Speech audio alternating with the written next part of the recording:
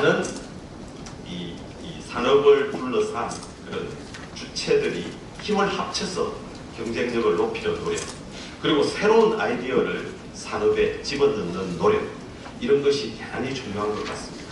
그래서 두 분을 발표자를 모시게 됐습니다. 아마 여기 계신 분들은 다 알고 계시는 인더스트리 4.0이라고 이름 붙여서 독일에서 지금 한창 진행되고 있는 제조업을 새롭게 만드는 그런 모든 역할을 주도하는 프라운호프 연구소에서 올라프 사워 박사님 모셨습니다. 그리고 그 비슷한 그 역할을 서울대 공대에서 추진하고 계시는 한종훈 소장님 나와주셨습니다. 박수.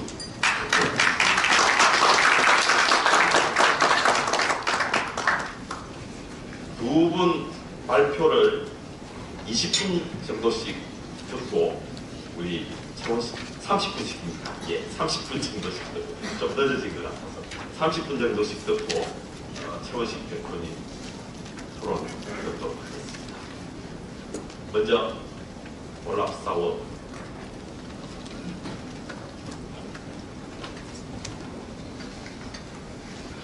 안녕하세요. Thank you, Mr. Chairman, for your kind introduction, and hello everybody. Thank you for inviting me in this really distinguished panel of speakers, and I'm proud to be here. It's a great honor for me to be here as a representative of Fraunhofer, and of course also as the only German, so I will try to give you some official statements about what is going on in Germany called the Fourth Industrial Revolution. I know that you have that countries have another counted differently, but it is a German expression. Some clever people came to the idea to call it just Industry 4.0. Now maybe you know Fraunhofer. It is the largest research organization in Europe. We have 66 institutes, maybe even more, because the institutes, they are free to found also subsidiaries. Nobody knows how many Fraunhofer institutes there are. So we have 24,000 people, and our mission is to transfer results from basic research via applied research into prototypes and into products for the industry. So to bridge the gap between universities, between the basic research and the industry, the mission of Fraunhofer is exactly this: to develop prototypes, demonstrators, to make new technologies come into the industry. And the legal form of Fraunhofer is a non-profit organization, so we get only 1/3 from the federal government, and 2/3 we have to acquire by projects from industry, from the public sector, and so on. Just one word about the institute that I'm coming from. It is an institute with about, let's say, 450 people. We have a professor who holds a chair at the Karlsruhe Institute of Technology, the KIT. We want to be what MIT already is. So that's the reason why they chose this abbreviation. And it's always the same in Fraunhofer. You know, we have a CEO who heads the institute, and he also has a chair at the university. So there is a strong link for each Fraunhofer Institute to have a university chair, to have contact with the students. They give lectures. I myself have a lectureship at KIT, and so there is a real good cooperation between the universities at that special city where the institute is located. So a strong link not only to the industry but also of course also to the universities. Now you know that Fraunhofer is divided. These institutes, they are divided in departments, but in these departments they have to work on new technologies. But not all these engineers, they like to go out and sell their technologies and tell the customers what he's able to do.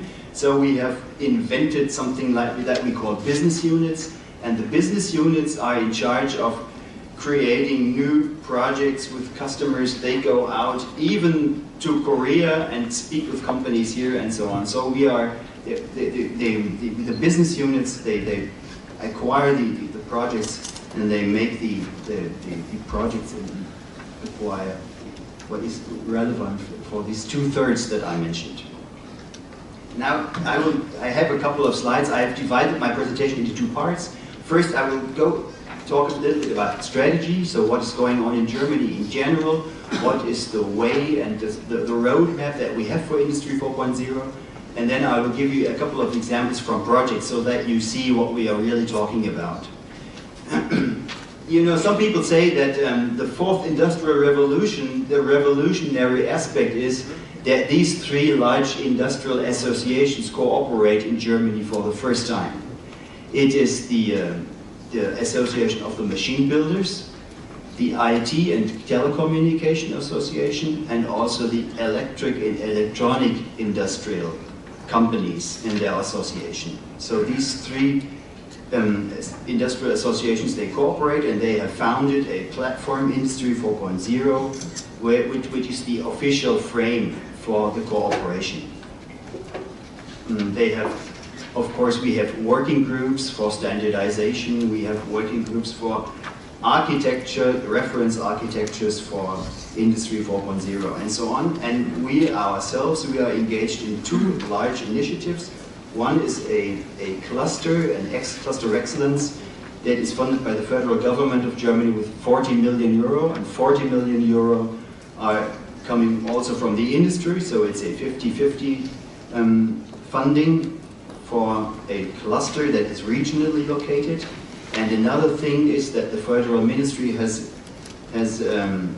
they have opened a couple of calls for Industry 4.0 projects, and we have one of them which has the largest budget. It is called Secure Plug and Work, and I will give you a couple of examples what's going on in this project. It is an integrated project like we know it from the European Union with partners from industry, with universities, but also with 2 Fraunhofer institutes. So before I go into detail, I will mention a couple of issues that are very, very important to keep in mind.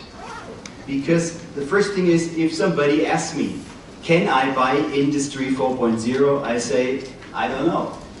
Because there is no big picture, you cannot buy it. There is not a holistic solution that you can buy. Industry 4.0 is more, I would say, a collection of intelligent, smart technologies that everybody can combine according to its own requirements.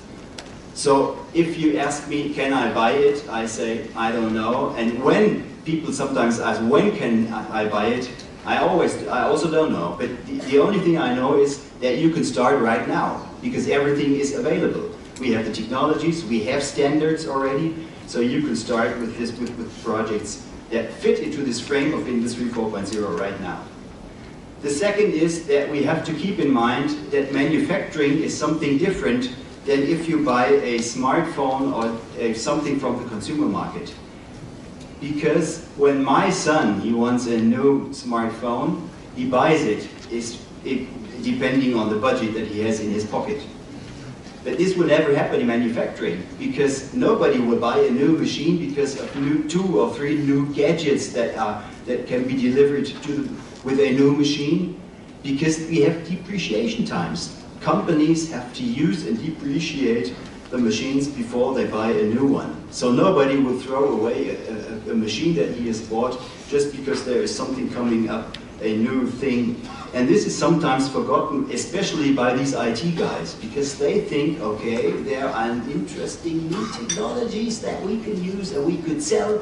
But unfortunately, 2 years ago, a company has bought something and they won't throw something away because there is something new. So we have to keep in mind that there's depreciation times, and that means Industry 4.0 will take 10 to 15 years until it is realized.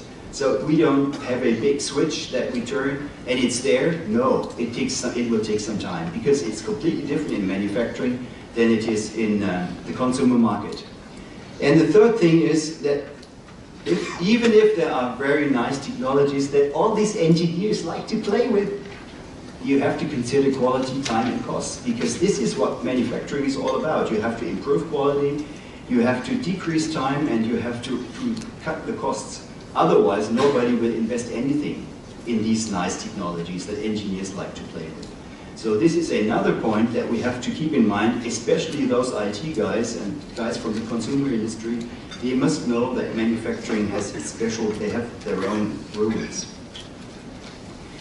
Now, when one of the originators or the initiators of Industry 4.0 is shown in this slide, it shows that Germany has lost its pole position in developing and delivering machines in the export market. You see that China has taken the lead, and of course this is a threat for machine builders in Germany who think that they are still number one, but this is not true.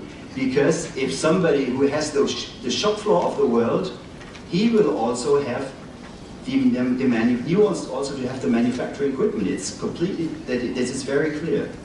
So the question is, what can German manufacturers of manufacturing equipment do to keep their competitiveness, or to gain their competitiveness, or even get competitiveness back? So it started all with a study in the Industry 4.0 program. Started with this study. It's the mother of all studies that we have on cyber-physical systems, and that's the reason why we call it Industry 4.0, because no politician is able to imagine what cyber-physical systems are. In Germany now, people talk about Industry 4.0, and they say, okay, it must have something to do with a new revolution on manufacturing, and they don't talk about cyber-physical systems, but this is inside, of course, Industry 4.0. It's the enabling technologies for the Internet of Things. And this program was driven by the industry. It's not from the universities, not from research institutes, it's by the industry, because they have figured out that there is a threat coming, and if they don't do nothing and just keep their heavy metal machines, then they will lose. So it became, of course, a strategic initiative in the federal government. It aims, of course, at the competitiveness of German suppliers of machines and production equipment, and we will see that later on it will lead to new business models and business opportunities, which is very important. It's not only just having new gadgets and some apps around the machines, it will lead to completely new business models. I have copied the roadmap for R&D topics from the official roadmap from the platform. And here you see that we are talking about, well, horizontal integration, of course, methodologies for new business models. There is a call open from the federal government that calls for proposals, especially for new business models. Not only predictive maintenance, but this is one, but it's not the only thing. For value-adding networks, and also for the automation of value-adding networks, for example, marketplaces where you place an order and machines negotiate with each other and so on. Then we have, there is an issue that is still open, it's the engineering. So we still have to think about how can we engineer all that stuff, especially from the systems engineering point of view. We are talking about vertical integration and linked processes, especially how can we link sensor data and database process control and all this stuff, but this is still a thing that is still open. And of course we are also talking about new infrastructures of work. So how will the work look like? What are the requirements to the workers in the future, in the factory of the future and so on? You know that we have the problem of a workforce that is getting older, and the question is how can we deal with this? And of course there is a need for development of basic technologies like integrated development of security and safety, and to protect ourselves from cyber attacks and so on. So this is one slide from the official agenda that is, and this leads of course to calls for proposals from the federal government for R&D projects, but R&D projects in Germany are always projects from industry and research institutions together. Another good idea that we came to is that we have a couple of demonstration factories, because things are so complex you cannot explain. Because most of the stuff that we have is now inside, you don't see it. It's software, it is embedded system and something like that. So the question is how can we make these things clear to managers from the manufacturing shop floor? And so we decided to have a couple of demonstration factories. And we have two of them, one's where my institute is located in Karlsruhe and one in Lemgo, and we have linked these two and have an electronic marketplace and so on. So this is a good idea also. I think if you have we will have a Korean program, you need something like demonstrators, demonstration factories, so that people can go there and just watch what is inside and even also try with their own components. Of course, we are not alone in Europe.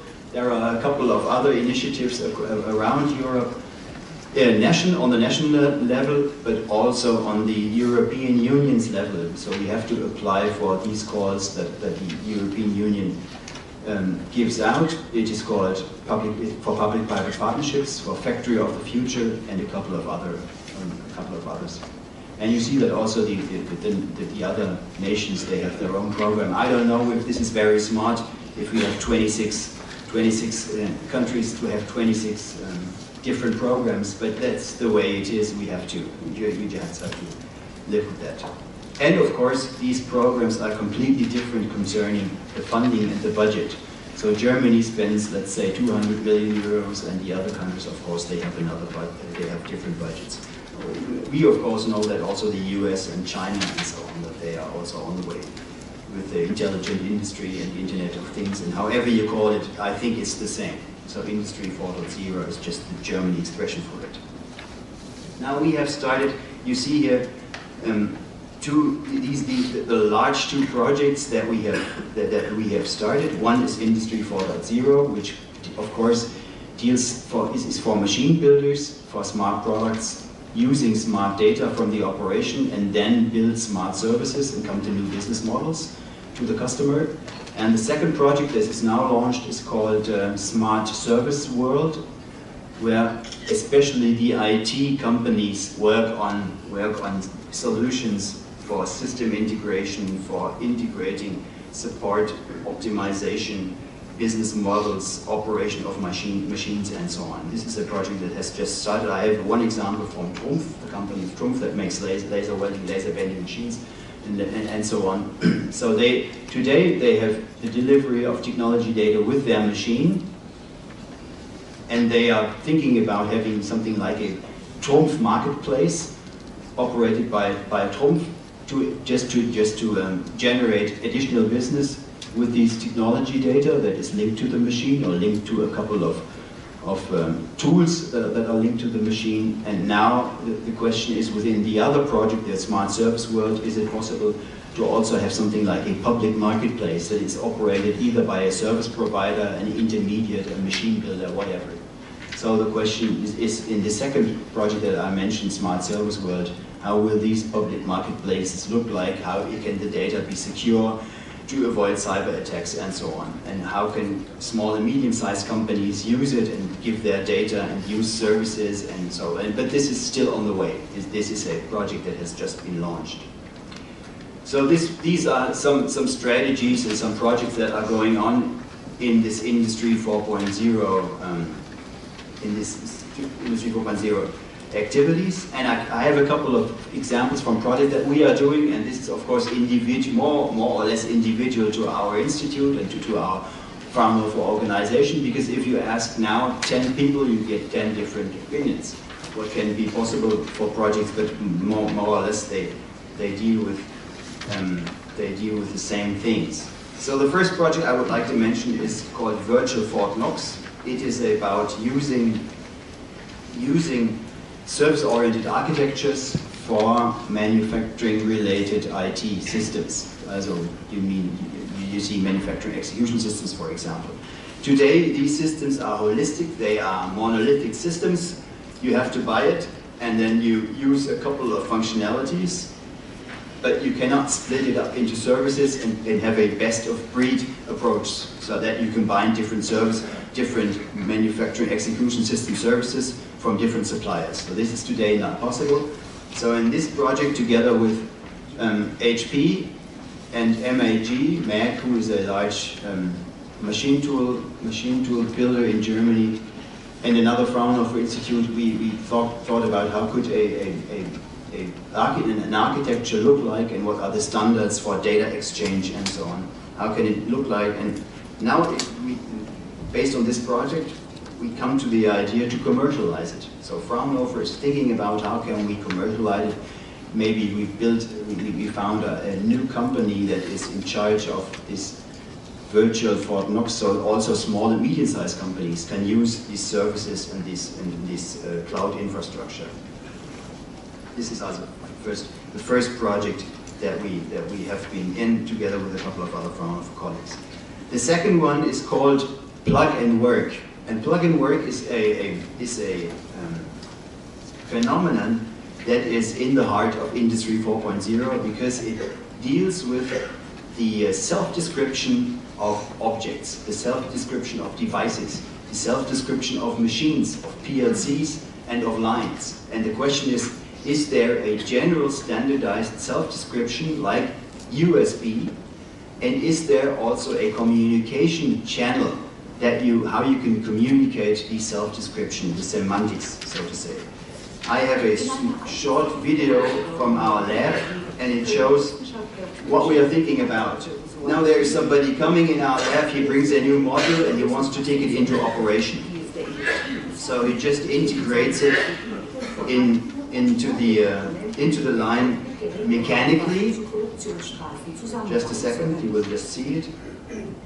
So he integrates it mechanically, this is by this tube, and then also electronically, the logic, and then it's automatically realized in the manufacturing execution system. So the question is, how can this be possible? This is not rocket science, we have already realized it. But the question is, how can we make it more generally, not only in our lab, not only for our type of systems, but for the entire German industry. Using open standards. So we don't want to invent something, we try to use what is already on the market and already available.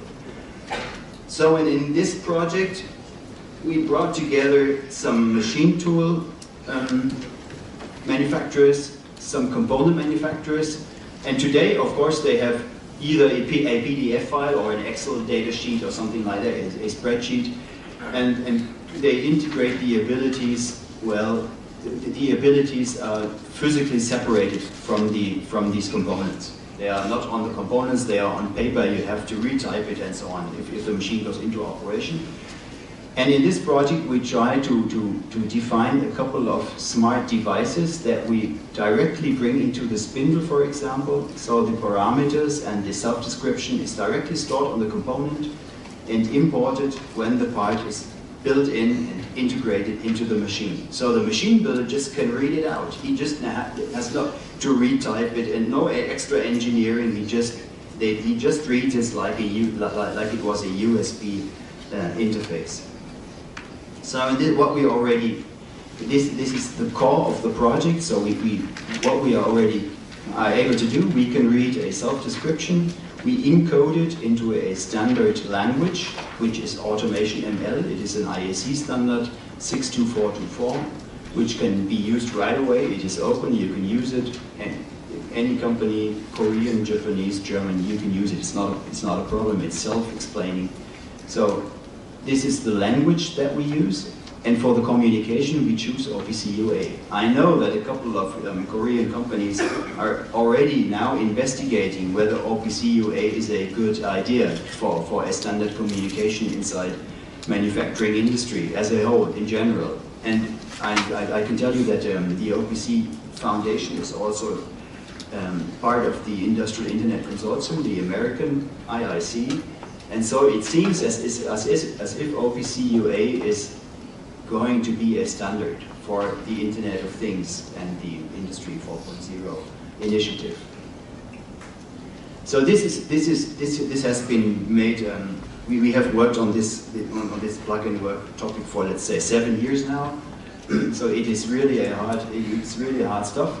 And in this project we try not only to use this one that we already have, but to bring these mechanisms down also to the field level. So a spindle, a drive, or another field component can also be identified and so on, because lots of these components are pure mechanically. They don't have any intelligence. They need embedded devices just to be able to communicate and describe themselves. And that also leads to the fact that field devices that are not authenticated. They don't have, if they don't have a certificate, they cannot be part of the game. By the way, currently we chair a working group of the Automation ML Consortium and the OPC Foundation that is working on a companion standard. That means that an Automation ML description can be directly mapped into the information model of an OPC UA server. That means if you plug in a device that is described in Automation ML, you directly have the OPC UA server. So there is no extra work, no extra engineering. It works like a USB device, and this is going to be one of the standards for the platform Industry 4.0. Another project that we are, and another solution or another thing that we are working on is condition monitoring. We have Biotechnology Services developed a monitoring suite for predictive maintenance. And the question is, how can we make this thing without modeling the normal states of the production equipment? And in this case, we use self-learning algorithms and self-describing maps and so on. So there is already, so we have already some solution bricks that we can use for predictive maintenance and further on for all the stuff that is needed inside this Industry 4.0, if all these components become intelligent and they send their data from the operation, and how can it be used and so on. So there are a couple of solutions, and there are lots of German projects that are working on this stuff. Another project that I just want to mention is how can people inside the factory, on the shop floor, cooperate and interact with all this intelligent stuff? Is there something assisting them, because things get so complex? And of course on the shop floor we don't have engineers, we have people that come out of from schools and so on. So the question is, how can they deal with stuff that is now coming to the shop floor? And we have a project with BMW where people just point, and the part inspector just points on the point where a failure occurs on this bumper, and it is automatically written into the quality monitoring system of BMW. So there is no interaction with a touch screen. You don't have to take off gloves, and you don't have to go to a screen and give a feedback. You just point on something using these one, and on the other side two cameras, sensors. They are 3D sensors. They deliver these pictures. We have our own algorithms for detecting gestures and hand and arm gestures. And so if she or he points at the failure, where the failure occurs, if there is one on the bumper, okay, it is already it's identified by the sensors and written into the system. So it's the graphical user interface of the BMW system, just to show that it works. And of course, the goal is to have parts that are in order, so without failures. But there is a special gesture. You just make it like this, and it's identified as well by these sensors. Okay, the last thing that I would like to mention, I already talked about business models. So Industry 4.0 is not only about, well, these nice little technologies the engineers love to play with. No, it is about business. So if we talk about business, there must be some services built around the machines, linked to the machines, that give additional benefit to the operator of the machines. And one example from one of the projects that we have is from this spindle supplier. I just tell you the story. When we started the project, we asked them, can they be part of the project? And they say, we supply spindles. We have no idea of embedded systems and software. We don't have the capability. But then they said, okay, for the sake of this machine tool supplier, who is already our customer, we will be part of the project. But they were not very happy with it. So after 3 months, the CEO of the head of the managing director of the spindle company, he called me and he said, well, if we are talking about this embedded systems, would it be possible also to store data from the operation on this device, on the spindle, so that we know what is going on with our spindle? I say, yes, of course. That's what it's made for, to store data. Not only the self-description, but also data from the operation. The only thing that you have to do is you have to ask the customer of your customer if he is allowing you to use the data. And that the data from the operation is written onto your spindle. And then he says, would it also be possible to communicate so that our service people can have access during the operations on this embedded device? I say yes, but it is, again, not a technological problem. You have to organize that and figure that out with the customer of your customer, who is operating the machine in which your spindle is part of.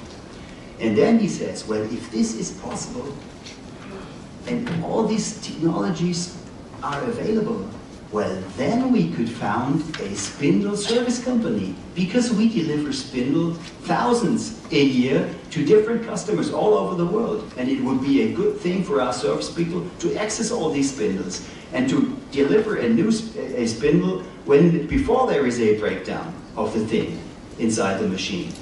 So he figured out in the first 3 months of the project that there is something about a new business, not about embedded software and something on a device. That is just a tool, and this is just an enabling technology.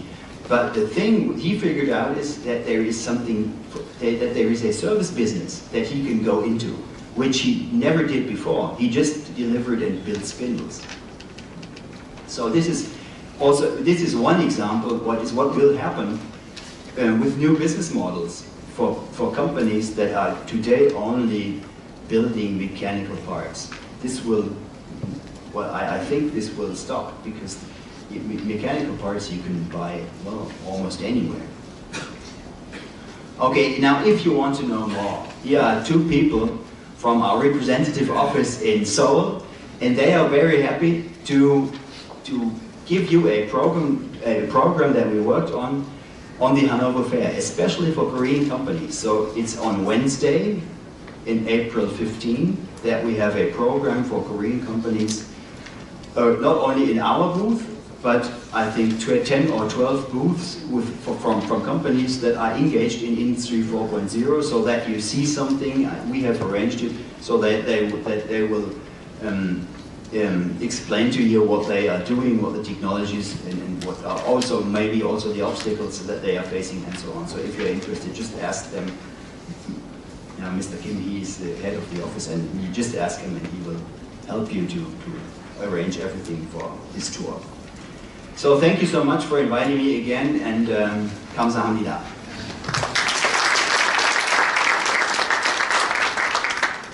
감사합니다. 다음은 우리 한국에서의 좋은 경험을 말씀해 주실 것 같습니다. 한정훈 교수님, 산학년 시너지 국가 발표해 주시죠.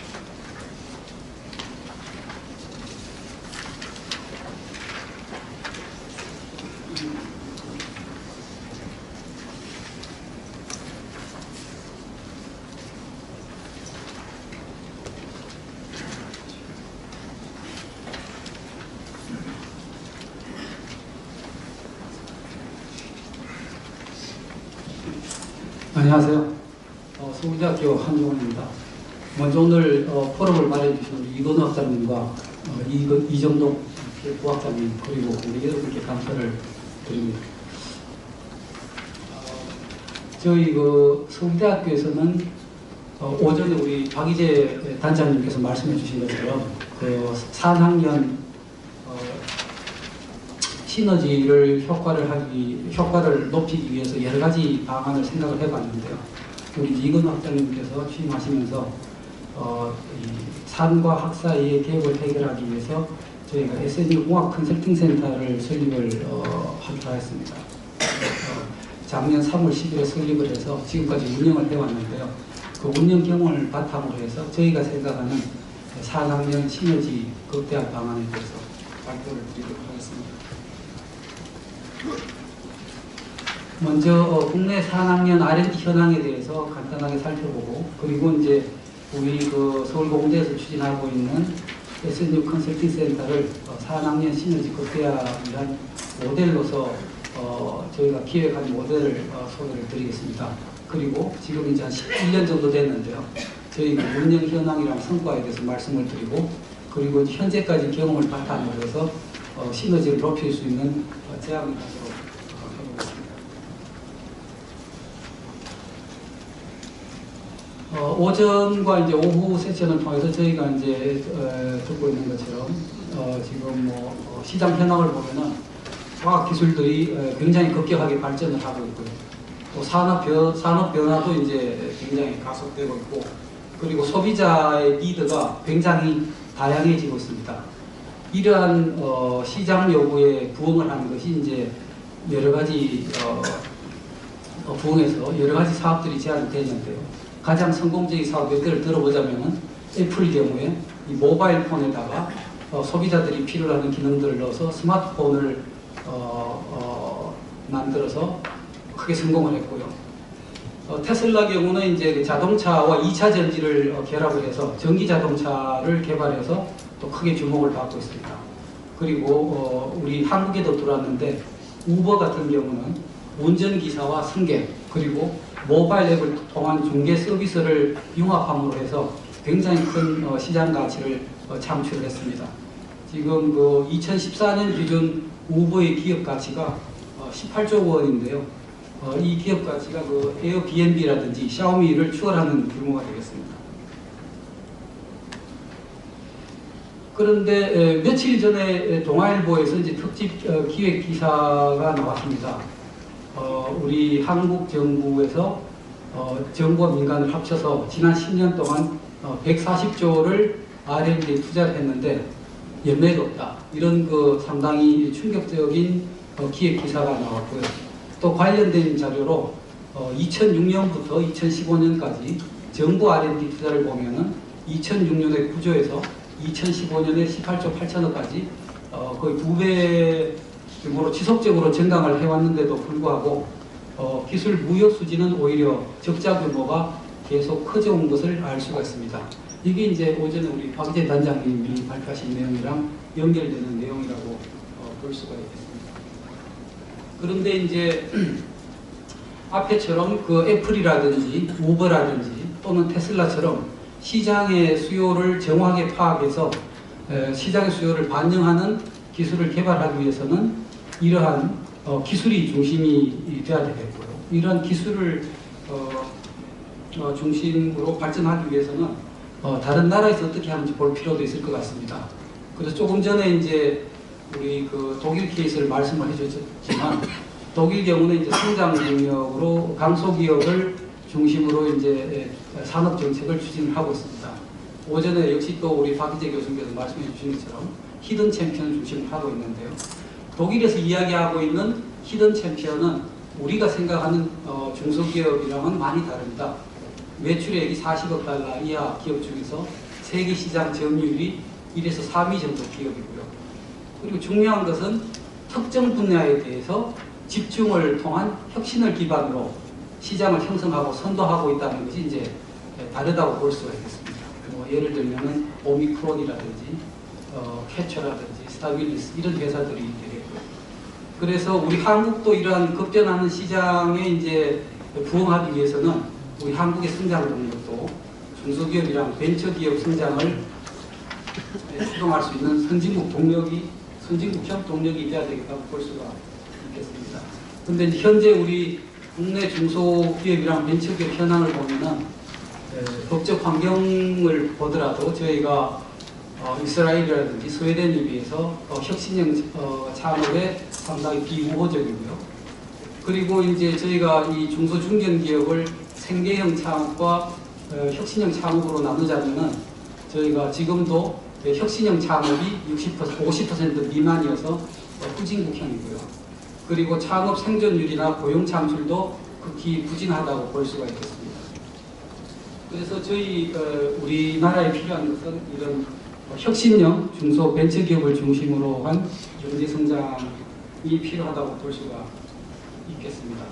그래서 지금 정부에서도 이제 그 창조 경제라는 타이틀 하에서 이런 창의력, 기술 기반 산업을 강화하고 이를 신성장 동력으로 만들기 위해서 많이 노력을 해왔습니다. 작년 2월에 대통령이 경제혁신 3개년 계획을 발표했고요. 이 중에서도 역동적인 혁신 경제에 보면은 기술 이전이라든지 창업이라든지 또는 ICT 기반 산업 고도화, 창조경제, 비타민 프로젝트 등의 이제 사업이 구상이 되고 있고, 벌써 이미 그 독일의 인더스트리 4.0이라든지 미국의 인더스트리얼 커먼 프로젝트와 같이 한국에서도 창조경제 혁신센터가 주요 도시들을 중심으로 활발하게 진행이 되고 있습니다. 또한 다른 한편으로는 중소중기업 기업을 지원을 하기 위해서 산업통상자원부에서는 올해부터 중소중견기업에 대한 바우처 사업이 시행될 예정이고요. 이 바우처 사업은 이제 그 중소기업들이 필요한 기술이 있으면 그 액면 바우처가 좀 상품권이라고 볼 수가 있겠습니다. 이제 그 디스카운트된 가격으로 중소기업이 사서 대학이라든지 연구소로부터 기술 지원을 받고 거기에 대한 비용을 바우처로 지불하면 그 바우처를 이제 정부에서 액면으로 바꿔주는 사업이라고 볼 수가 있습니다. 또 미래창조과학부에서는 우리 국가연구소 25개 출연연구소와 특성화대학, 카이스트라든지 광주과학연과 같은 특성화대학을 연결한 중소기업 1379 서비스가 이미 진행이 되고 있고요. 그리고 올해부터는 이제 기업공감 원스톱 서비스가 추진이 되고 있습니다. 그래서 지금 기업공감 원스톱 서비스는 정부 출연연구소 25개와 특성화대학뿐만이 아니라 우리나라의 공과대학들이 모두 참여하는 중소중견기업 지원을 위한 범국가적인 네트워크가 되겠습니다. 이런 사업들이 이제 활발하게 진행이 되고 있는데요.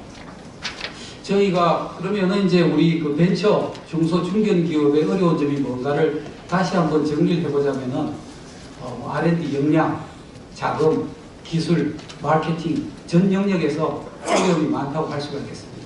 그래서 이런 그 벤처 중소중견기업은 아이디어와 코어 기술 이외에는 모두가 이제 경쟁력이 떨어진다고 볼 수가 있을 텐데요.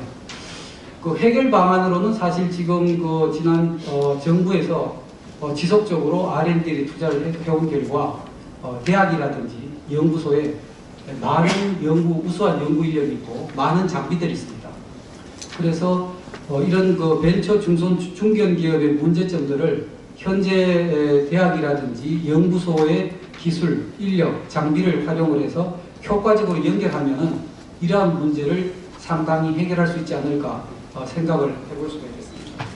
그래서 이러한 해결책은 현재 이 기업들과 대학 연구소 간의 간격이 굉장히 커서 동맥경화 현상으로 제대로 피가 흐르지 않고 있는데, 이런 것들을 수월하게 흐를 수 있도록 하면은 산학년 시너지가 극대화되지 않을까 이렇게 생각을 해보았습니다.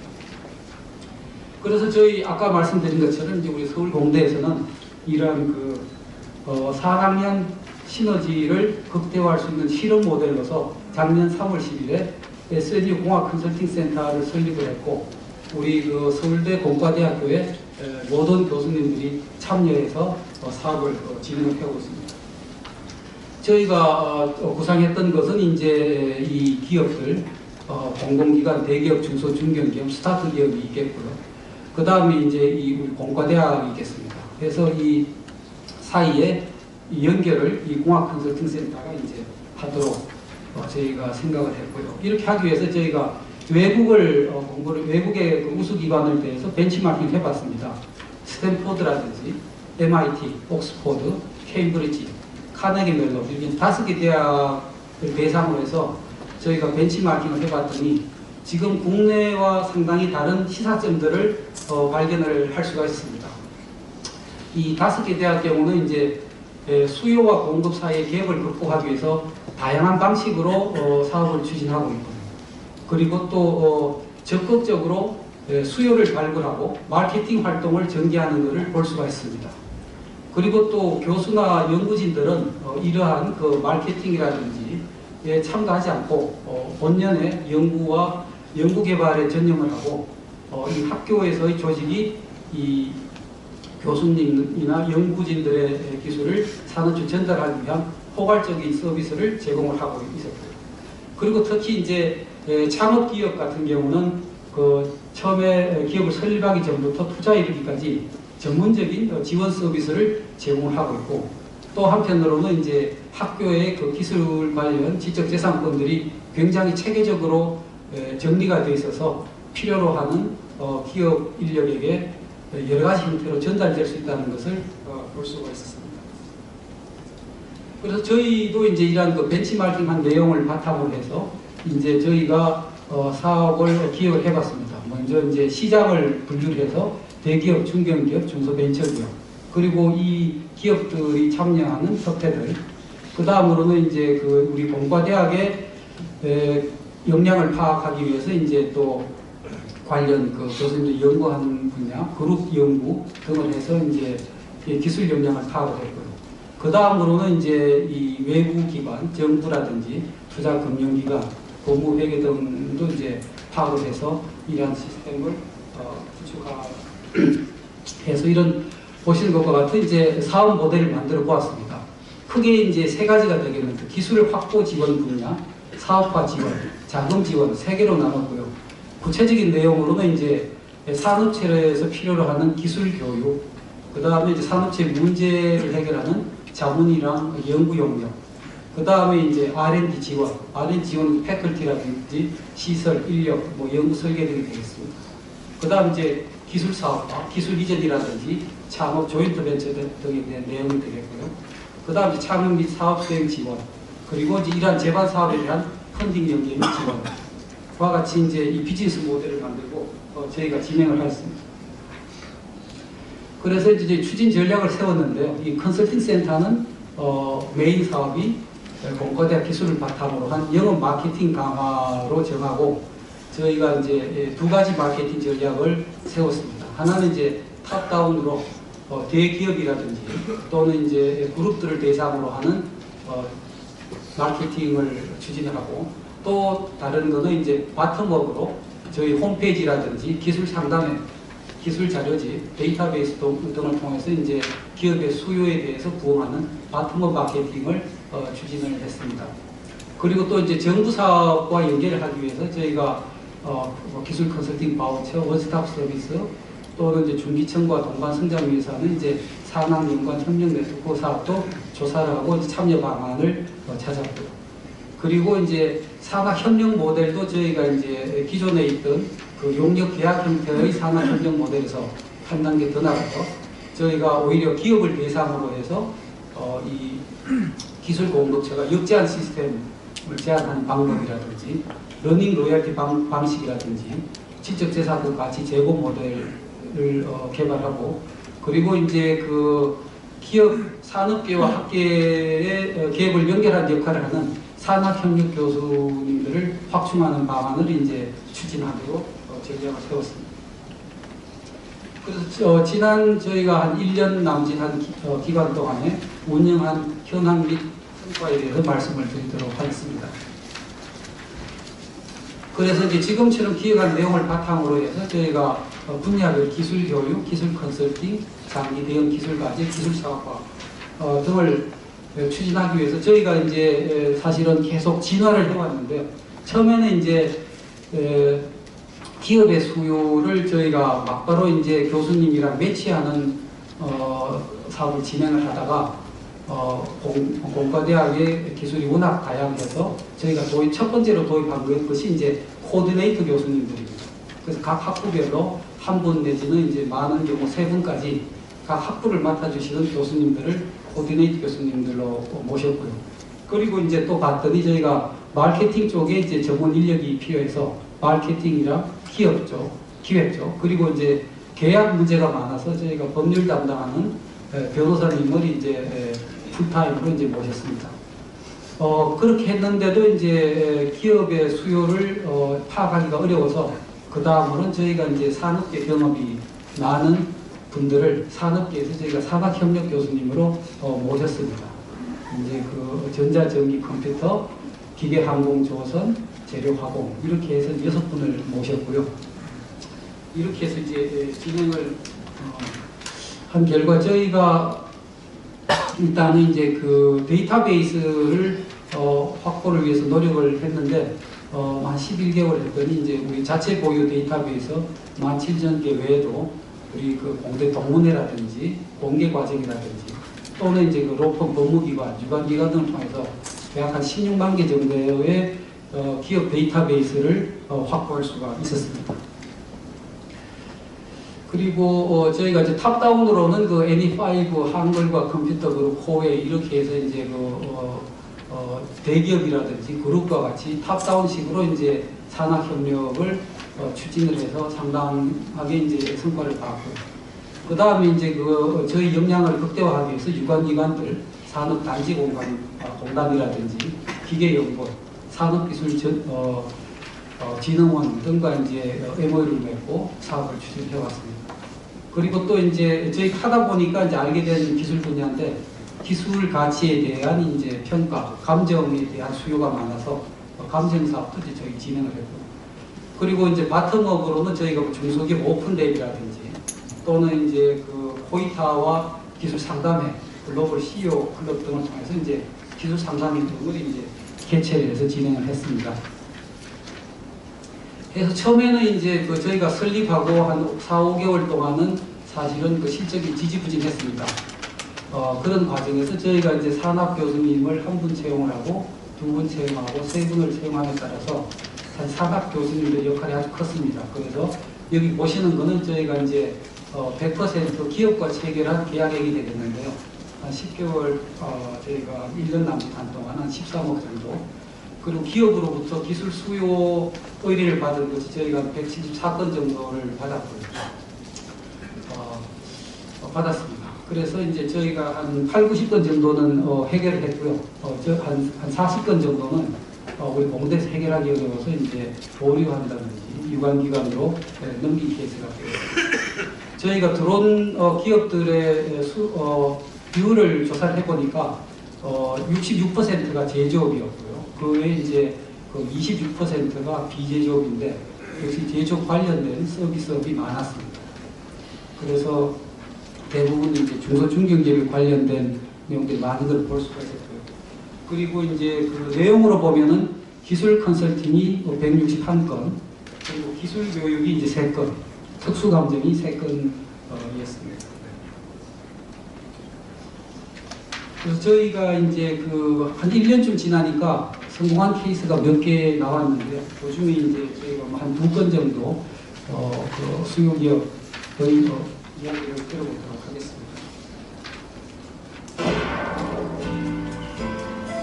SMU를 그때 미팅을 한다고 해가지고 가서 이렇게 직접 이 진우통상은 이제 중소기업인데요. 한 4년 정도 자체 자금을 들여서 기술 개발을 해오고 있었습니다. 그러다가 이제 그 문제가 해결 안 돼서 컨설팅 센터에 의뢰가 들어왔는데요. 사실은 이제 우리 공대 교수님과 미팅을 한 4번 했습니다. 연구를 한 것도 아니고요. 4번을 통해서 이제 방향을 제시를 했는데 진우통상 경우는 이제 지금 한 3, 4년 동안에 한 20억 정도 투자해서 해오던 것들이 기본적인 방향이 설정이 잘못됐다는 것을 알게 돼서 방향을 새로 잡아서 이제 이 연구 개발을 추진하기로 한 케이스가 되겠습니다. 3, 4년 동안 제가 그 스트레스를 받았던 것은 이 케이스에서 저희가 알 수 있었던 것은 중소기업이나 중견기업의 어려운 점을 돕는데 굳이 연구 과제로 몇 년씩 할 필요 없이 방향 설정하는 것만 도와줘도 기술 개발에 굉장히 큰 도움이 될 수 있다는 것을 알게 됐습니다. 이 경우는 이제 나인이라는 회사인데요. 지금 타이어 유통회사인데 이 타이어 유통을 하다 보니까 이제 타이어가 얼마나 달았는지, 그래서 이 타이어를 바꿔야 되는지 말아야 되는지를 판단해주면 아주 좋겠다는 아이디어를 갖게 됐습니다. 그래서 이제 이 수요를 저희 센터에 의뢰를 했고요. 우리 관련 교수님 연구실이랑 연결해서 실제 인터넷으로 이 타이어를 지금 갈아야 된다, 또는 더 쓸 수 있다는 걸 판단해 주는 것을 개발해서 개발이 완료가 됐고 지금 특허 신청 중에 있고요. 아마 이제 되면은 크게 사업에 도움이 될 걸로 지금 예상이 되고 있습니다. 그래서 저희가 지금 한 1년쯤 됐는데 사실은 처음에 저희가 생각했던 거랑 굉장히 이제 많은 것을 배울 수가 있었습니다. 이 중소중견기업들의 수요를 매일 듣다 보니까 원래 기획안 방향도 많이 바뀌어졌고요. 그런데 이제 하나 배운 것은 저희가 원래 처음에 이 설립을 할 때 론치앤드런 하겠다. 우리가 먼저 시작을 해보고 이제 해보면서 계속 배우면서 업데이트 하겠다는 생각을 갖고 이제 추진을 했는데 지금도 그렇게 하고 있습니다. 그런데 이제 저희가 느낀 것은 여태까지는 주로 이제 기술 공급 중심이 돼서 기술 개발에 많이 역점을 뒀는데 이 중소중견기업들이랑 많이 만나다 보니까 시장이 훨씬 중요한 것 같다는 것을 깨닫게 되었습니다. 저희 생각에는 시장은 언제나 오른 것 같고요. 그리고 그 시장이라는 것이 1개월 전의 시장이랑 지금 시장이 다르고 지금 시장은 1개월 후의 시장이랑 또 다른다는 거죠. 그래서 이런 시장을 이제 정확하게 파악하는 것이 굉장히 중요하다는 것을 이제 깨닫게 됐습니다. 현재 저희 센터는 이제 그 1년이 지났고 저희가 이제 2차년도는 뭐 한 50억 정도 규모 목표를 삼고 이제 진행을 하고 있는데 사실은 저희는 이런 그 SNU 공학 컨설팅 센터의 모델을 서울공대만을 위한 것이 아니라 산학 시너지 극대화 방안으로서 사실은 전국의 다른 공대라든지 또는 연구소에도 100% 제공을 할 계획입니다. 그래서 저희가 이 센터를 파일럿을 위한 것도 지금 운영을 하고 있다는 말씀을 드리고요. 저희가 이제 이 사업을 진행하면서 느낀 점을 몇 개 정리를 해봤습니다. 먼저 저희가 느낀 것은 산학연 활성화를 위해서 전문 조직이 반드시 필요하다는 걸 느꼈습니다. 저희가 처음에는 이제 산학 교수님들 모실 생각을 안 하고 인터넷을 만들어 놓으면은 또 기업 수요가 들어오면은 관련 교수님을 매치해주면 되지 않을까 이렇게 간단한 생각을 하고 있는데 사실들은 기업에서 갖고 있는 수요라는 것이 굉장히 다양하고 복잡하고 그리고 기술뿐만이 아니라 사업과 연결된 수요가 많았습니다. 그리고 또 우리 공대에 이제 여기 참여하는 교수님들이 272분인데요. 그분들이 갖고 있는 기술들이 굉장히 다양하고 그 많은 경우에 교수님들조차도 그 기술을 어디다가 쓸 수 있는지 어떤 기업에 전달해야 되는지 모르는 경우가 많았습니다. 그래서 저희가 이제 산학 교수님들이 들어오시고는 이게 아까 이제 저희 그 계약고에서 보듯이 굉장히 이제 성과가 느는 걸 볼 수가 있었고요. 그래서 저희는 산학연 활성화를 위해서 이런 전문 조직이 반드시 필요하겠다는 것을 이제 알 수가 있었습니다. 그리고 저희가 추진을 하다 보니까 기존에는 이제 산학을 하면 주로 이제 연구 용역식으로 했는데 하다 보니까 이제 기업들의 수요에 따라서 이런 그 용역들을 낼 수 없는 경우도 많이 있습니다. 그래서 러닝 로열티라든지 매출이나 수익에 관련된 지분이라든지 이런 다양한 산학 수익 모델들을 개발해서 기업들이 필요한 것에 맞도록 제시하는 것이 필요할 거라는 걸 저희가 생각을 하게 됐고요. 그 외에 이제 지금 산학 교수님이라든지 또는 명예 교수님이라든지 이런 전문 인력을 유치하고 활용하는 것이 필요할 것 같고요. 그 외에도 이제 저희가 하다 보니까 우리 지금 이 사업은 이제 우리 서울공대를 파일럿을 하고 있지만 가령 이런 사업의 이제 규모를 크게 한다. 그래서 사업공감, 국민공감, 원스톱 서비스처럼 이제 전국적인 규모를 하게 하면은 이 다양한 사업 제휴를 통해서 훨씬 다양하게 공동으로 영업을 하고 수익을 공유하는 기회가 생길 것 같습니다. 그리고 네 번째는 기업들이 가지고 오는 수요가 특정 기술에 대한 수요인 경우는 적고요. 주로 이제 자기들이 사업을 할 수 있는 제품이라든지 또는 공정에 대한 수요를 많이 가지고 왔습니다. 그래서 이러한 그 기업들이 갖고 있는 제품이나 공정에 대한 내용을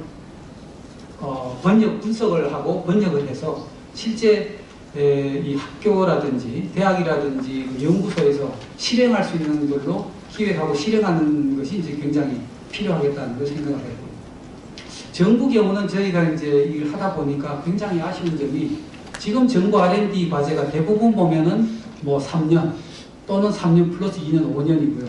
연구비도 미리 정해져 있고 기획을 하게 되어 있습니다. 그런데 이제 저희한테 찾아오는 대부분 기업들이 보면은 풀어야 될 문제가 뭐 지금 당장 풀어야 된다든지 2개월 안에 풀어야 된다든지 이런 문제였습니다.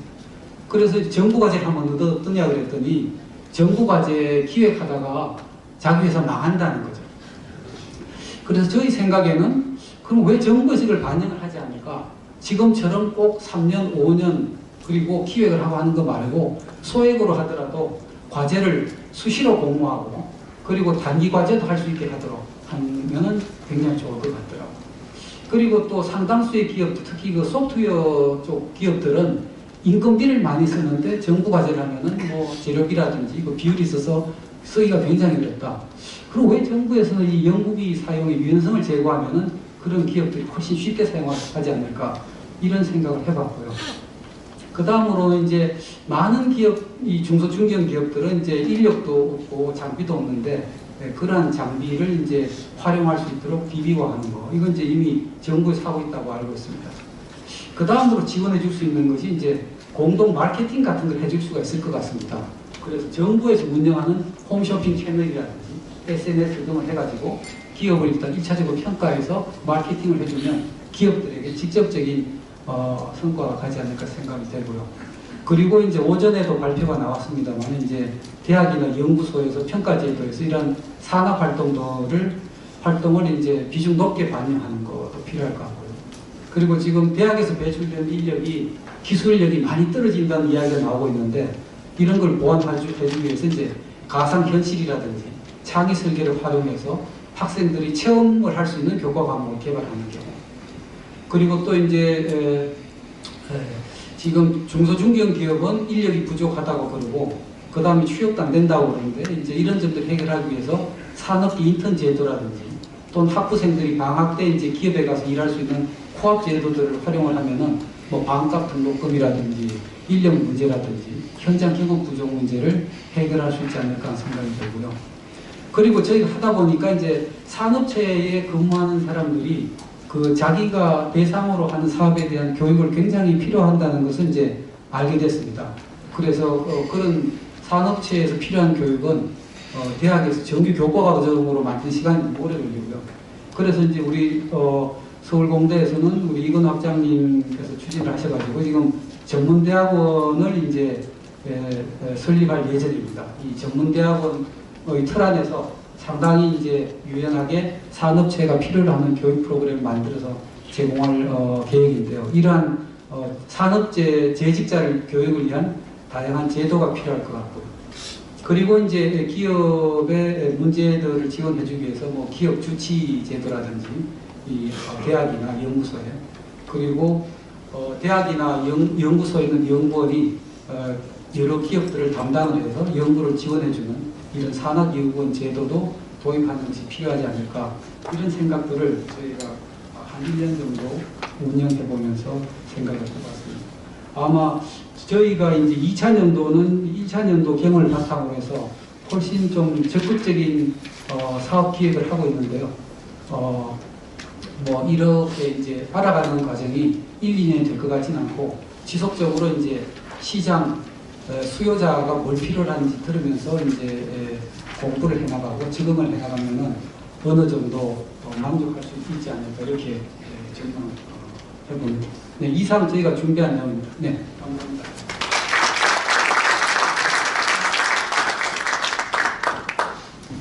네, 모두의 제가 말씀드렸듯이 산업연구원에서 늘 산업의 경쟁력을 연구하면 꼭 마지막에 정책 건의 중에 산학연 협력을 증진해야 된다라는 식의 얘기를 해왔습니다. 그 산학연 협력의 증진이 지금까지의 효율성을 보면 늘 그 정책 건의가 있었다는 건 결국은 제대로 된 산학연 협력의 모델이 나오지 않았었다라는 느낌을 지울 수가 없습니다. 어떤 의미에서는 지금 막 스타트한 이런 형태의 기업의 수요에 적각 하는 그런 류의 프라운호프의 경험 그리고 서울대 컨설팅 센터의 경험이 소중한 산학연 협력의 경험이 아닐까 하는 그런 생각을 해봤습니다. 우리 최 대표님 아마 대단히 이 공학적인 측면이 아니고 기업이나 경영의 측면에서 좀 말씀해 주실 수 있어서 부탁드리겠습니다. 저도 10분 하시죠. 10분 하겠습니다.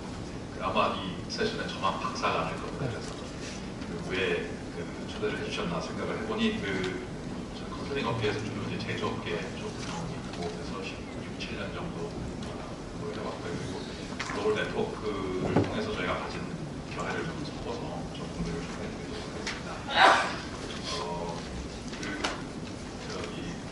제조업에 대해서 많은 트렌드들이 있습니다. 저희가 2013년 5월 달에 세계의 파급 효과를 가져올 Y성 기술이라는 리포트를 했습니다. 그래서 그거는 인터넷에 보시면 아실 것 같고 12개 기술이 나오고 그 중에 많은 것들 중에서 특히 제조업에 관련된 것들이 IoT 들어가고요. 그 다음에 첨단 로봇, 그 다음에 차세대 소재 이렇게 들어가는데 오늘 주제가 제조업의 미래이고 그리고 실천 전략이 세션의 목적이기 때문에 제조업의 각 섹터를 다 아우르는 가장 어찌 보면 상위계의 트렌드가 아까 사오 박사님이 말씀을 하셨던 인더스트리 4.0인 것 같습니다. 저희 생각으로 어떻게 부르든지 간에 인더스트리 4.0이 뭐냐 여러 가지 해석과 정의가 있겠지만 저희가 내린 단어 나름 간단한 정의는 기존 산업에 IoT를 적용하는 것이라고 저희는 보고 있어요. 요소가 세 가지고요. 적용된 요소가 첫째가 영어로 표현을 드리자면 센서 에브리웨어가 첫 번째이고요. 두 번째는 네트워크 에브리웨어이고요. 세 번째가 애널라이즈 에브리띵입니다. 다 하자는 거 아니냐 이렇게 얘기를 하시는 것 같은데 그만큼 폭이 넓은데 그거를 각각 꼽에 보면 요소들이 두 가지가 있는 것 같습니다. 센서 에브리웨어는 결국은 기존에 있는 네트워크들의 축적된 데이터를 뽑아내는 거고 빅데이터가 어디 들어가는 거죠. 두 번째가 센서를 장착을 해서 그때그때 측정을 해서 얻을 수 있는 데이터. 그래서 그 두 가지의 소스를 어떻게 활용할 거냐가 결국은 센서 에브리웨어라고 저희는 보고 있고요. 두 번째 네트워크 에브리웨어는 뭐냐면 결국 이제 그런 것들을 좀 애그리게이션을 해야 되고 두 번째는 단순 분석을 해야 되는 기능들이 있어야 된다고 보고요. 센서를 묶고 이러면 당연히 원거리에서 연결을 해야 되기 때문에 그런 부분에 대한 기술적인 것이고 애널라이즈 에브리띵은 결국 두 가지라고 보는데 하나가 비주얼라이제이션이고요. 두 번째가 저희는 지금 클로즈 룹 액추에이션 그런데 결국은 폐쇄 순환된 공간 내에서 어떻게 걸 실제로 오퍼레이션을 한 환경에서 목적으로 이제 경영이 아까 박사님도 말씀하셨지만 취지들을 연결이 되는 그런 의사결정을 사람의 인터랙션이 많이 없는 차원에서 내릴 것이냐. 그래서 그 요소들로 결합이 된 것이 결국 인더스트리 4.0이고요. 저희가 보기에는 이게 내일 당장 기존에 있었던 것을 뒤집거나 그런 건 아니지만 30년 동안 가장 크게 제조업 전체를 아우러서 변화를 가져올 인테그라는 트렌드라고 봅니다. 독일에서 사실 시작이 된 개념인데 지금 저희가 내부적으로 서베이를 해봤습니다. 서베이에서 국가 중에 한국이 포함이 안 돼 있었는데 미국, 독일, 일본 각 국가에 대해서 제게 함께 있는 분들하고 서베이를 했는데 과연 인더스트리 4.0으로 일컬어지는 이 트렌드에 대해서 얼마나 준비되어 있느냐 레디네스 서베이를 했는데 미국이 83%, 독일이 57%, 일본이 34% 나왔습니다. 그래서 미국이 좀 더 레디네스가 돼 있다고 스스로 판단했던 것 같고요. 저는 근데 독일이 이거를 잘 이끌어서 실천할 거라고 개인적으로 생각을 한 이유가 두 가지가 있는데 첫 번째는 꾸준한 추진력이라고 생각을 합니다. 독일에 한 2년 살아봤고요. 제 아파트 바로 앞에 모송사를 해서 저는 한국식으로 생각을 해서 한 3주면 끝나겠지. 그래서 1년이 가더라고요. 1년 내내 어쨌든 고생을 했는데 독일은 오래 가더라고요. 현지에서 제가 운전면허증을 받았는데 거기는 갱신을 해야 될 필요가 없어요. 한번 라이센스를 받으면 평생 쓸 수 있도록 돼 있더라고요. 그래서 깔 때는 고생을 했지만 오래 가고 그런 꾸준한 추진력이 있기 때문에 저는 독일에서 인더스트리 4.0에 성공할 거라고 보고요. 그보다 더 중요한 두 번째 이슈는 요인은 아까도 말씀을 하셨지만 인더스트리 4.0 또는 IoT의 기본적인 두 가지 비즈니스 밸류 가치 창출은 생산성 향상이 하나고 신사업이 두 가지라고 봅니다. 신사업은 어쨌든 잘 아시다시피 커넥티드 카라든지 커넥티드 홈, 물류나 이래서 의료 이런 쪽에 관련돼서 신사업을 나름대로 만드는 것인데 그것보다는 이제 생산성 향상에 대한 그 논의가 오늘 많은 것 같아요. 근데 생산성 향상은 기존에 있었던 오토메이션을 통해서는 거의 다 지금 끝자락에 와 있는 곳들이 이제 결국은 선진 국가의 그 매니팩처링 베이스라고 생각을 하는 거죠. 그 인더스트리 4.0은 기존에 있었던 소위 설비 베이스를 다 갈아엎지 않는다라고들 생각을 합니다. 기존에 있는 것은 한 40에서 50% 정도를 변화를 시킬 것이고요. 인더스트리 3.0, 그 전 단계였던 오토메이션은 기존에 있었던 시스템을 거의 다 갈아엎었어요. 그래서 80에서 90% 정도가 오토메이션이 되면서 다 바뀌었거든요. 독일은 이미 끝자락에 가 있고 다음 단계를 도약을 하기 위해서는 결국은 이걸 해야 되는 거거든요. 그래서 저는 반드시 될 거라고 보고요. 자, 그러면 아까 말씀드렸던 그 일본은 준비가 안 돼 있는데 가만히 있는 거냐? 지금 개인적인 경험과 관찰을 통해서 아까 말씀드리면 분명히 준비를 하고 있고요. 근데 그 준비라는 것과 더불어서 중간 단계의 것들을 굉장히 공고히 가지고 있다라고 저는 개인적으로 생각합니다. 이게 뭐냐면 여러분 잘 아시는 제조업 내에 생산 단계에는 린이라는 개념으로 어쨌든 이상적인 수준까지 퀄리티 코스트 컨트롤을 드라이브 하고 있고, 그게 이제 미국이나 다른 국가들 오히려 배울 정도로 수십 년 동안 도요다뿐만이 아니라 일본에서 많은 체들이 그것을 리드를 해왔는데, 제조업이 사실 제조가 아닌 것이 마리크도 해야 되고 구매도 해야 되고 사실은 영업과 마케팅도 해야 되는데 사실 영업과 마케팅 얘기는 많이 안 하거든요. 우리나라의 제조업체들이 과거의 성장을 2, 3, 40%씩 했지만 더 이상은 그렇게 못하고요. 일본도 사실 그렇게 못한 지가 오래됐기 때문에 일본의 경영자들의 가치 창출 방식이 사업 확장을 하고 성장을 하고 매출을 늘리는 부분도 있겠지만 전체적으로 안을 들여다보기 시작하는 거죠. 그래서 구매를 좀 더 잘하고 디벨롭먼트를 좀 더 잘하고 영업과 마케팅을 좀 더 최적화된 형태로 해야 되겠다라는 것들로 지금 많이들 가고 있고, 실제로 저희 맥킨지조차도 일본에서 하는 컨설팅 업무의 절반이 훨씬 넘는 것이 결국은 이제 성과 혁신, 오퍼레이셔널 개선, 소위 트랜스포메이션 이런 것들을 하고 있습니다. 뭘 하냐?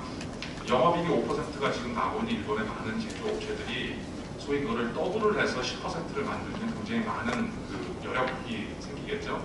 그걸 하는 방식이 제조업을 더 쥐어짜기가 어렵기 때문에 결국은 다른 부분을 보기 시작을 한 거예요. 그래서 디벨롭먼트 쪽에 있는 것들을 단순히 기본적인 R&D만 하는 것이 아니라 단순한 구매만 하는 것이 아니라 디자인 투 밸류라는 것을 합니다. 그래서 결국은 디자인 단계에서부터 설계부터 시작한 노력을 통해서 결국은 이제 코스트를 줄이고요.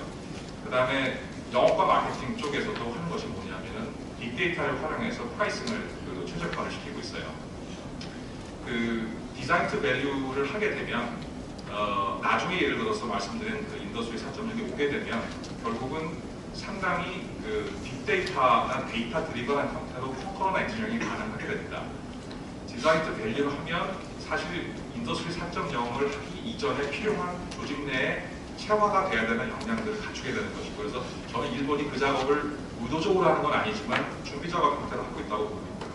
영업의 프라이싱도 말씀드렸지만 어떤 일들이 발생이 되냐면, 사실 저희가 빅데이터가 한 2, 3년 전에 많이 그게 유행이 돼서 나왔을 때 와서 빅데이터 얘기를 한번 해보쇼라고 얘기를 하면 많은 경제자분들께서 별 다른 게 없네 라는 얘기를 하시는데, 이게 실제로 프라이싱에 적용이 됩니다. 이게 뭐냐면 제조업의 여러 가지 섹터 중에서 특히 다음 세 가지가 굉장히 분산이 된 숫자가 많은 곳들은 빅데이터 적용이 잘 돼요. 예를 들어서 하나가 제품 프로덕트의 숫자가 굉장히 많다.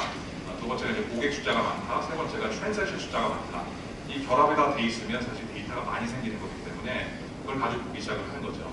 프라이스는 당연히 영업을 하는 사람들이 잘해야 되는데, 이게 내부적으로 알고 있는 리스트 프라이스부터 디스카운트부터 리베이트부터 분류 비용부터 그런 것들이 체계적으로 잡히지 않기 때문에 빅데이터를 활용하게 되면 한 땀 한 땀 작지만 결국은 영업이익 차원에서 봤을 때는 2, 3% 정도의 개선 효과가 있습니다.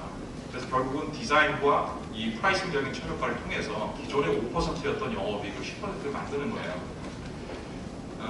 단순한 재무적인 성과 개선이 아니라 그걸 하게 되면 인더스트리 4.0이라는 것이 오게 되면 당장은 안 올 거라고 저는 봅니다. 특정한 섹터를 빼놓고요.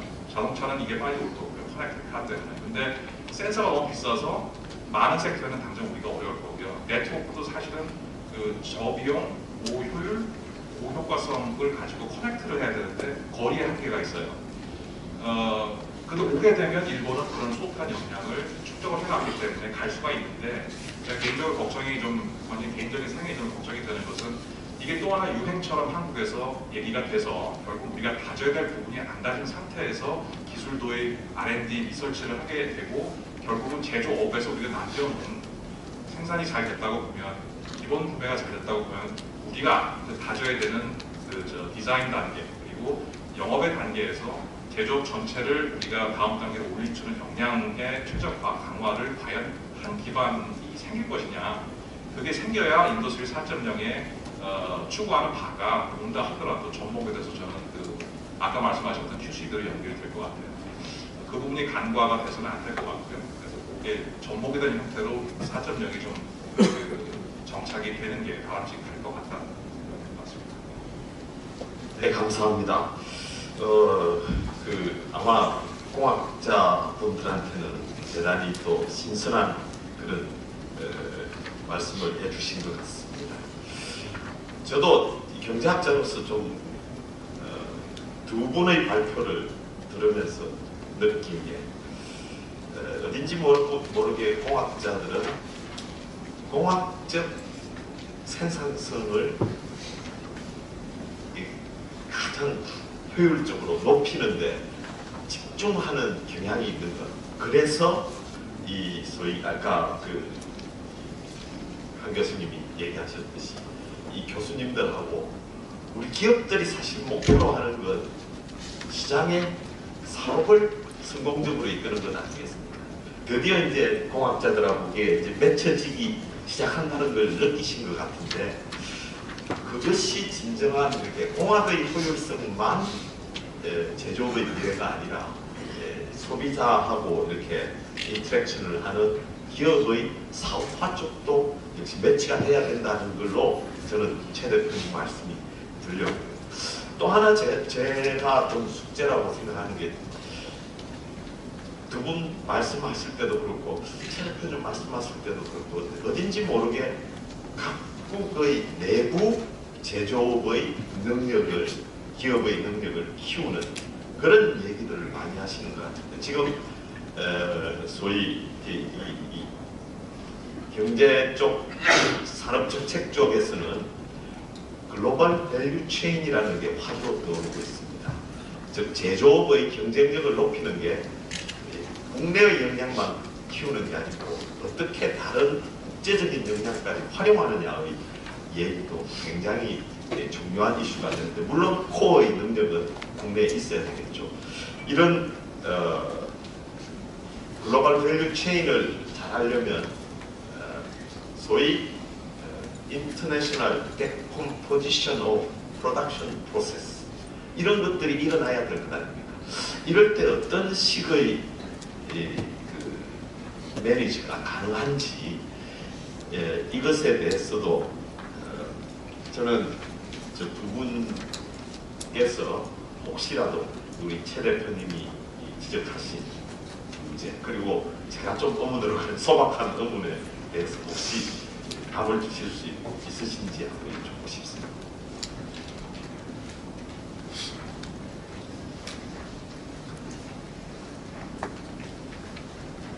I have a question, or more a question. Do you also have something like an ecosystem for startups linked to universities and research institutes? Is there do universities get incentives for starting up new companies?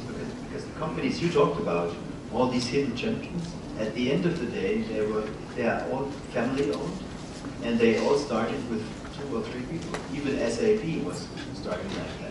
So is there something like an ecosystem for startups also, for entrepreneurs? What is the mindset of Korean students and people who come from universities?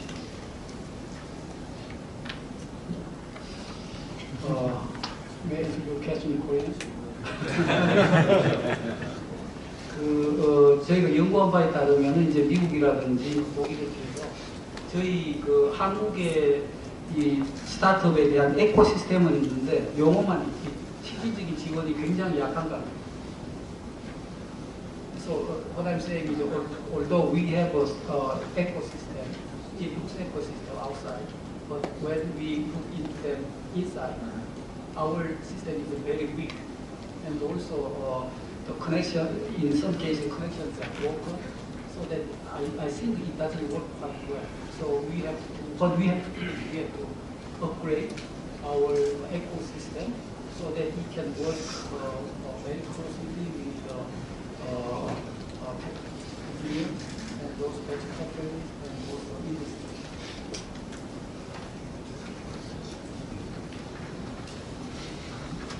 But so it seems that you just ignored our concerns and you raised your own question and you got your answer. But please, maybe.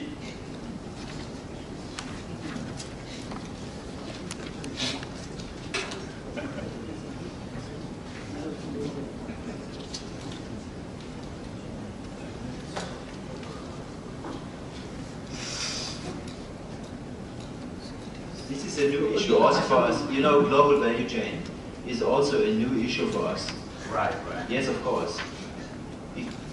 We are now at the point that we talk about how can we use this cyber-physical system inside one company. But of course, there is a long way to go also to a value chain integrating suppliers and customers. And it seems that usually the engineering people are interested in increase the so-called engineering efficiency. Yes, of course. But what about the company's concern about commercializing the result of all that efficiency or productivity efficiency, for example? You mean in the question of workforce, that you have to get, that there is the threat to lay people off? At the marketing level, as a representative mentioned.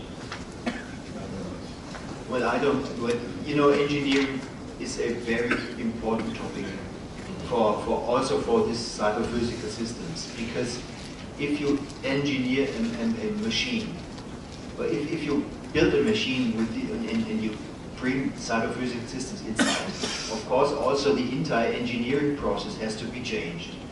Because if you start writing software on this embedded device, this is something like a product. It is like a machine. You have to be. It is not only encoding something in C++ or something like that. You have to have a process. You have to have quality gates. You have to have test procedures. You have to have at least some salespeople who are able. People who used to sell machines, they should also be able now to sell software apps and additional benefits around the machine, which is very difficult. We had a project a couple of, let's say, 3 years ago with maybe you know Rital. They are building electric equipment, and for the first time they started to write their own software, and they started with the idea, okay, it is just encoding, but this is not the point. Coding is just, let's say, 40 or 50%. The rest is to have a good product and all these procedures and the right process that you need. So engineering, of course, it is also a topic. We have, there is, you know that in Germany we have the German Association of Engineers, and they have started to investigate what will the workplace of an engineer in the future, and in this Industry 4.0 future, what will it look like, and what are the implications also for qualification? Because in our case, engineers and computer scientists, they have to understand each other, but they are completely different worlds.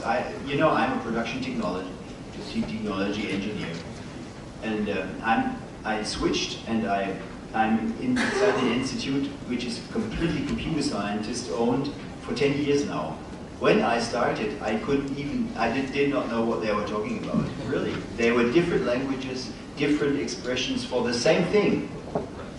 So there is a long way to go, I think, for engineers and computer scientists to understand each other. 아마 들으셨겠지만 이제 겨우 조금씩 그 경제 경영 쪽 사람들하고 공학 쪽 사람이 말이 서로 조금씩 질문이 뭔지 이 내용을 이렇게 되는 것 같아요. 그러니 산학연 협력이라는 게 그동안 얼마나 어려웠겠습니까? 이게 저는 참 저기 이건우 학장님의 뭐랄까요 실험 그게 굉장히 박수를 드리고 싶습니다. 저렇게 해서 정말 이 사업하는 제일 끝의 그 세일즈맨과 연구를 하는 그 공학자들이 같은 컨선으로 만나질 수 있을 때까지 저렇게 컨설팅을 해나가면 그걸 도와주는 게 정부 정책이 돼야 될 것 같고요. 그런 시스템에 대한 연구가 산업연구원의 과제인 것도 같습니다. 앞으로 내년에 저희가 계획한 제조의 미래에 많은 공학자분들의 참여를 유도해가지고 정말 이렇게 점수로 커뮤니케이션이 많이 일어나서 한국에서도 인더스트리 4.0의 씨앗이 이렇게 뽑힐 수 있는 계기가 되었으면 하는 바람으로 이 세션을 마칠까 합니다. 감사합니다.